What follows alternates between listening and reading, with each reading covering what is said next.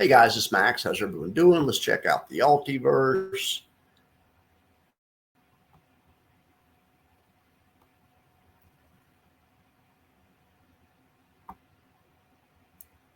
Computer's super slow today. All right.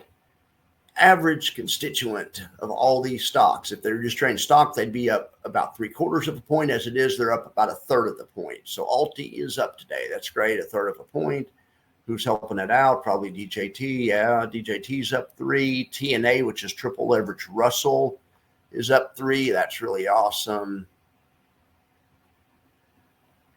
Most everything's up. ELF is the only thing holding it back right now. I mean, it's the thing holding it back the most. It's the only thing down close to 1%. Everything else is down 0.5% or less. CrowdStrike down 0.5%. Planeteer down 34 bips. No big deal, right? All right, so let's check out the index buffer report. See what's moving in index land. Well, would you look at that? Old XDT at it again. XDT is really a good bull market fund. They monetize up gaps. We had an up gap this morning. Great job, XDTE. SPY-T is also outperforming the index, as is 5E. That's great to see. JEPI is outperforming. The Goldman Fund, GPIX, is outperforming. iSpy looks good.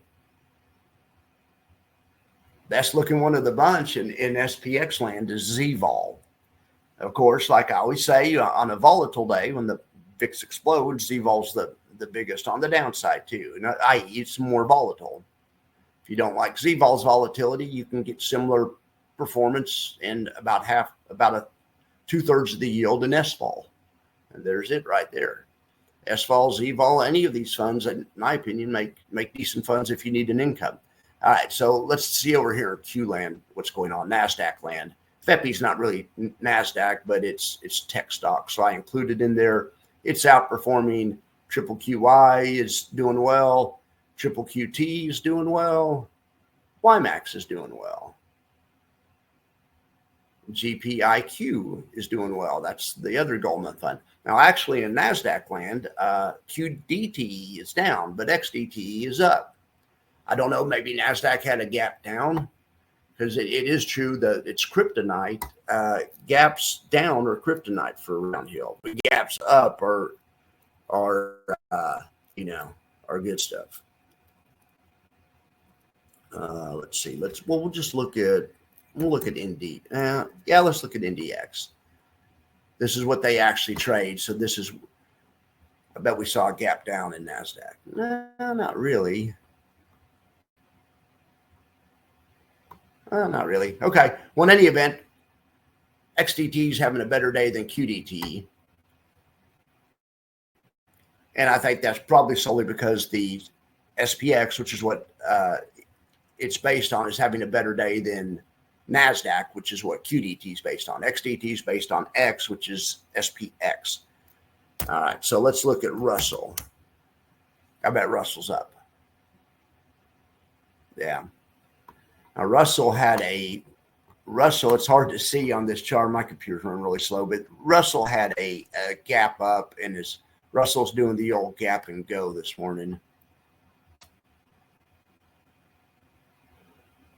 Russell's the strongest of the bunch. Oh, and look at that. I just noticed that. This is Russell. This is Russell's election night gap, where Russell, after the election, small stocks took off. Well, market went up, then the market sold off and got back down into the gap again, and there were still buyers there. Well, then it got into the gap this time, and now there's not buyers there in the Russell. Maybe the honeymoon's over in the Russell. I hadn't noticed this yet. And now, in fact, when we got a rally back up into the place of the old bullish gap, this last time anyway, it acted like a bearish gap. So what I'm going to be looking at is to see if Russell, in the new year, is strong enough to take this gap out. If Russell gets on the other side of this gap, then it means that I guess that the honeymoon's still on with Trump. But as long as the market is under this gap, it means Russell, Russell at least, is calling BS on the election. So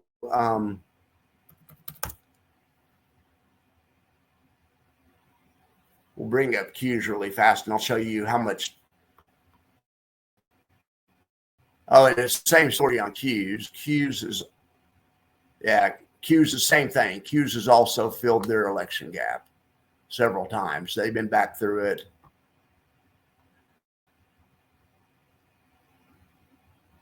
On the Q's, it filled, it went back through it. I think that's safe to say it's invalidated. It's done. That's why it's done there. But then they've left behind, the Q's have left behind more gaps. Giant gap there. So that's bearish unless they get above that level. And then there is, when they had a gap from yesterday's market, but they closed it today. So we'll see. On the Qs, this is the level I'm keying off of.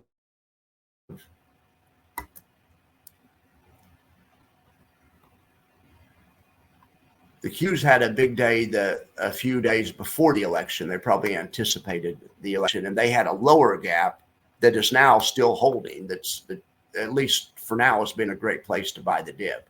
We'll see if it stays that way. So right now I'm on the Qs. These are the two levels I'm looking at. All right, I know this one's supposed to be a gaps lesson, but so let's see what else. Single stock buffer report. MRNY finally getting its day in the sun after being down so much. You can see most things are up. Nothing's outperforming the index other than OARC, which was yesterday too. But Tesla's looking pretty close. I mean, Tesla's looking stout.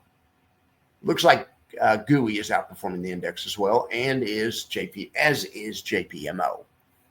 They're talking about the catch-up trade today on CNBC, where some of the stocks that have been the laggards for the year, the people are buying them, but some of the stocks that have been leaders, they've been doing this all week. So it's kind of the catch-up trade. So I think that kind of explains why we see JPMO and some of the ones that aren't traditional, that haven't been hot lately, like MRNY, JPMO, just kind of having a relief rally. OARC, I'd throw OARC in that category as well, too. And XOMO, revenge of the nerds, revenge of the old school, the boring stocks.